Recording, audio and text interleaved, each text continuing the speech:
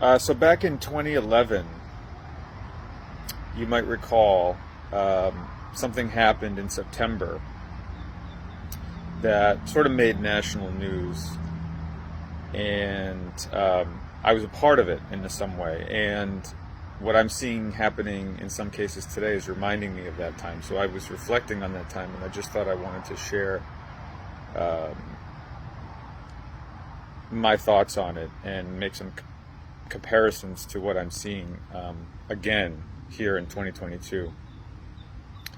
So in September of 2011, I was living in Queens, and what ended up happening was a very organic, what they called an occupation of Zuccotti Park in Manhattan, and I was very drawn to go there at that time and just see what was happening and be a part of experiencing something that was kind of unique. And what I saw there was people from all walks of life, all different persuasions coming together, and the single focus was that there was a problem with too much greed and corruption and manipulation of markets and economies, and that Wall Street was funding a lot of this stuff, and so there was this coming together of people. And over the course of maybe weeks, what I witnessed was incredible, from a really positive place and a really negative place. And what I saw was this space that got created incredibly naturally and organically by regular everyday people coming together, which was to create a common space where people were dialoguing and sharing and talking. And what got created was a way to consistently have food available, to have places to sleep, to have medicine and aid available. There were people that were providing goods and services. They were running electric from people riding bicycles. They were having water by natural systems. It was a very festival kind of a vibe. There were parents and kids and families and old people and young people, and the energy there was incredible. And so I kept going because I wanted to document it. And it started kind of making national news, and immediately I noticed something, and it was that what I was witnessing on the ground and documenting and being a part of and feeling the energy was absolutely not being reported on TV at any level. What was being reported on TV was talks about potential violence and people occupying a space. What it was a peaceful protest, by the way. It was a truly next level Martin Luther King or kind of Gandhi peaceful protesting. It was peaceful protest with a functioning economy and city that got created that people could actually stay and be a part of.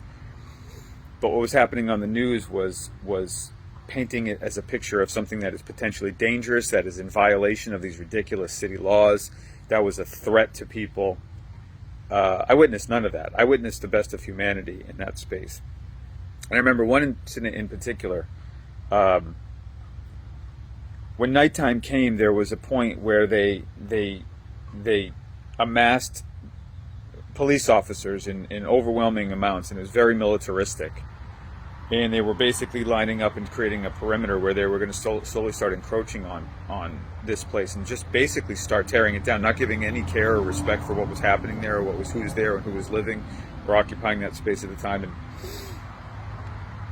I was sort of on this front line, and I was face to face with this wall of police officers. And the irony was the police officers were very recently funded by my bank, Chase Bank, who gave a large donation to do overtime hours. So I was essentially helping pay for an occupying force funded by the bank, which was the point that we were trying to protest against, funding police, which became very, very scary because you saw how they were kind of weaponized by money immediately. And what they were doing was basically forming this line, and it was becoming impossible.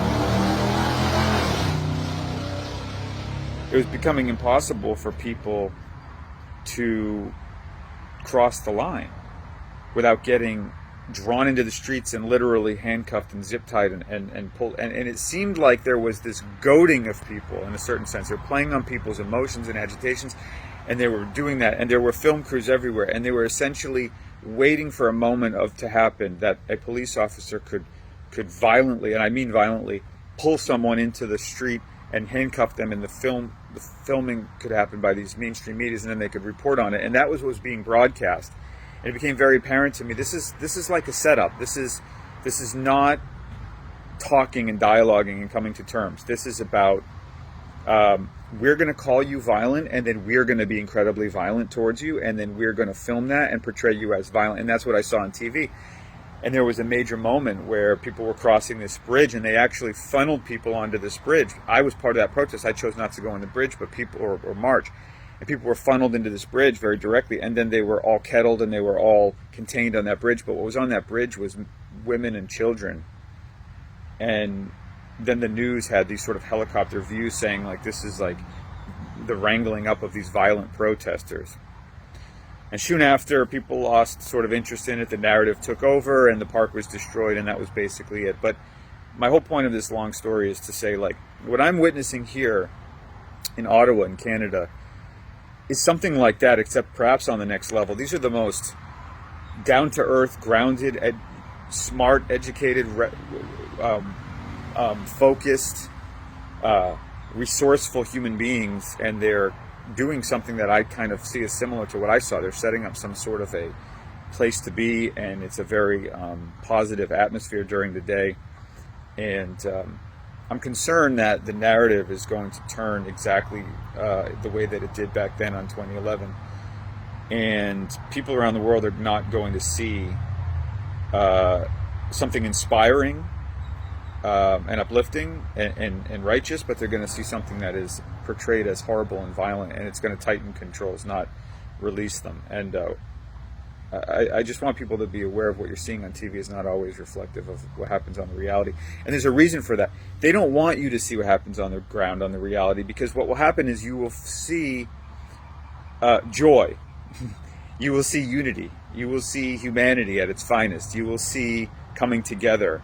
Everything that is claimed, that is wanted and needed, happens in these situations, and then it is immediately destroyed. Because if you saw it, you'd want to be a part of it. And if you'd want to be a part of it, you'd realize another world is possible, one where we do have more autonomy and more freedom and more trust in humanity and more trust in each other, and we don't need so much of the restrictions and the threats and the violence. We can create something. And anyway, I just wanted to share that because a lot of stuff is coming up when I'm seeing this imagery that is being portrayed, and then I'm also seeing this imagery if you're looking at live stream videos of what happens, and it's very black and white that it's different. And I encourage people to support, at least in by not condemning regular people who are peacefully protesting and executing the right to protest, and who have a very virtuous mission. And I know that that's relative, but I think if you really look deeper, you will see that, joy and festivities and positivity and messages of unity and hope and a coming together of the average people is actually good. So anyway, this video went longer than I thought, but if anyone's still with me, thanks for listening. Much love. And good luck out there. Peace.